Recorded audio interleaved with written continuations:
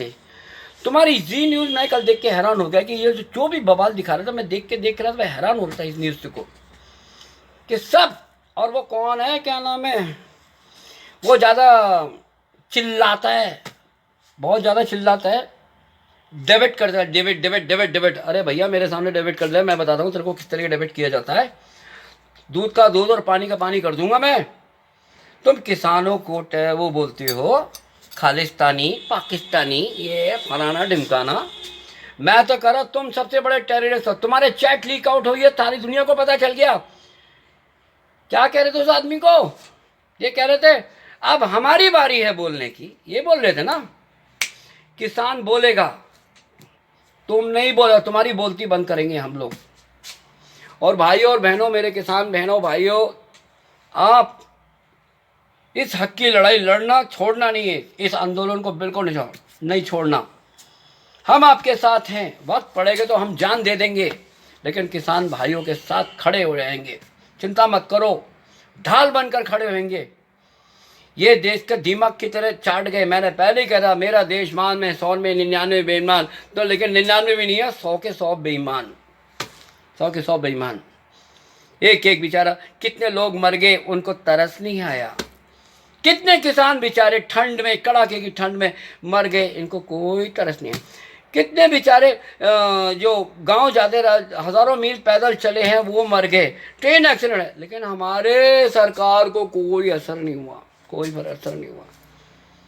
लालच है साली ऐसी सरकार के ऊपर, शर्म आ रही है। भगवान ना करे ऐसा प्रधानमंत्री, ऐसा देश का नेता जिसको देश चलाना नहीं आता, उसके हाथ में लगाम मत दो। ऐसे नेता को चुनो जो देश को चला सके, किसी का दुख दर्द समझ सके, दूसरों का दुख सुख समझ सके, ताकि उसके साथ आए। एक बार भी पूछा, किसान भाइयों मैं तुम्हारे साथ हूँ, आप चिंता मत करिए। लेकिन कहाँ है भाई, ऐसे थोड़ी बोलने वाले ये नेता लोग। दूर रहो, दूर रहो, यही कहते हो हैं। क्या अडानी अवानी का जो कोई बर्थडे का उसको विशेष करने चले गए, उसको वो क्या कर रहे हैं, बधाई दे रहे हैं, उसको बधाई दे रहे हैं, लेकिन किसान को नहीं दे रहे। और तुम लोगों ने जो अपने आदमी, मैंने एक पिक्चर देखी थी सनी देओल की, क्या नाम है, इंडियन पिक्चर, क्या कहता है सनी देओल, तूने जो अपने आदमियों को इस पार्टी के अंदर का दंगा करवाया है, अगर मैं अपने आदमी तेरे पार्टी में खड़ा कर दूंगा तो तेरी पार्टी के धच्चे उड़ा दूंगा, तुझे पता भी नहीं चलेगा। मैं तेरे पार्टी में अपने 10 आदमी को खड़ा करके दंगा करवा दूंगा। याद है? ये पिक्चर देख के मुझे वही चीज़ याद आ गई कि ये जो खेल खेला गया था, ये बीजेपी के आदमियों ने खेल खेला था। ये नहीं चाहते थे किसान आंदोलन, ये किसान रैली निकाल सके। क्या मांग रहे थे वो, तिरंगा झंडे को मान सम्मान दे रहे थे। अगर एक साथ रैली देते तो क्या था, तुम्हारा क्या गिर जाता, लेकिन तुम नहीं चाहते, तुम्हारी इंसल्ट हो जाती। क्या तुम कहते थे किसान ना आए हमारी इंसल्ट हो जाएगी, विदेश में जाकर जितने भी रिपोर्टर क्या कह रहे थे, अरे देश की बेइज्जती हो जाएगी अगर किसान अगर दिल्ली के अंदर आ गया। अबे किसान के ये नेता क्या बीजेपी वालों का बाप का है या किसी नेता का? देश सबका है, किसी एक आदमी का नहीं है। ये लोग जबरदस्ती देश पे कब्जा कर लिया है, इनको उखाड़ के फेंको। और सैनिक भाई मैं आप लोगों से कहता हूं, अगर आपने असल बाप की औलाद हो, मेरे वीर जवानों, असल बाप की औलाद हो ना, अपने माँ बाप पर गोली मत चलाना नेताओं के कहने पे। देश की रक्षा कर तो हम आपको सलूट मारते हैं, आपका तिरंगा झंडा लहराते हैं। उन नेताओं के कहने पे अपने परिवार के ऊपर गोली मत चलाना। ये तो ऐसे हैं कि किसी को भी वक्त आने पे किसी को भी लपेटे में लेकर मरवा देते हैं। देखा नहीं है, बतेरे दान धर्म जात और ब्रांड के नाम पर ये लोगों ने दंगा फसाद करा। ये लोग का बहुत है। ये वो कपिल मिश्रा है जो 3 दिन तक दिल्ली में आग सुलग रही थी, इन्हें का ही हाथ था, उसका भी हाथ था। क्या नाम है वो साली हरामजादी कुतिया रागनी तिवारी, डंडा मारो हम तुम्हारे साथ हैं, गोली चलाओ हम तुम्हारे साथ हैं, सर फोड़ो हम तुम्हारे। अबे मैं कह रहा हमारे एरिया में आया साले की, मैं कह रहा वो हाल कर दूं मैं। ऐसे ये देश के सब गद्दार लोग हैं, इनको उखाड़ के फेंकना है। नफरत हो गई है, इनको देश चलाना नहीं आता। इनको यही नहीं पता कि कलम कहाँ से पकड़नी है। मेरे को लगता है उल्टी कलम पकड़ कर चलाते हैं, इनको यही नहीं पता चलता। They are bloody uneducated people. In the ministry, so many people have sitting. They are all uneducated. They doesn't know what they are doing. कुछ नहीं मालूम उनको. और राष्ट्रपति के हाथ में ज़्यादा पावर होता है.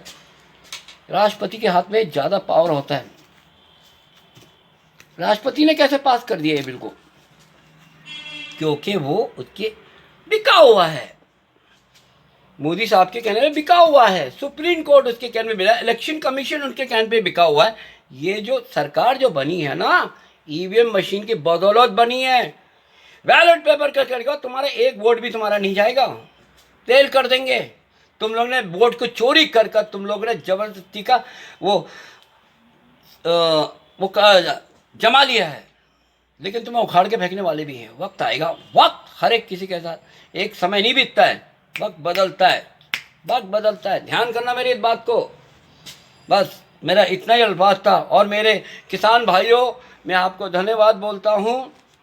और जवानों, अपने माँ पे गोली मत चलाना. मैं आपको हाथ जोड़ता हूँ. ये तुम्हारे माँ पे जिसने तुम्हारे को रोटी दी है, तुम्हारे पाल पोस कर, आज तुम नेताओं के कहने पर इतनी गोली चला दी ना, तो इंसानियत मर जाएगी. भारत माताओं के आँख से आंसू निकल जाएंगे. ध्यान करना. बस एक बात और, आखिरी बात कहना रहा मैं. आपने गूगल में आप जरा सर्च करना. गूगल में सर्च करना वो कौन सा बंदा था, वो बीजेपी के आदमी था. इसने ये कहा था, ये तिरंगा झंडा है ना, हमारे डर और खौफ के साए में जी रहा है. खौफ और डर और खौफ के साए में जी रहा है. मोदी भी कुछ नहीं कर सकता. तब ये वीडियो वायरल हुआ. किसी को पता नहीं था कि ये आदमी कौन था, क्योंकि ये नहीं चाहते थे हमारा हिंदुस्तान खुश रहे. बात गुलामी के ढकेल दो सबको गुलामी की तरफ. सब चीज तो सत्यानाश कर रखे और क्या बचे क्या है. बस यही बात है.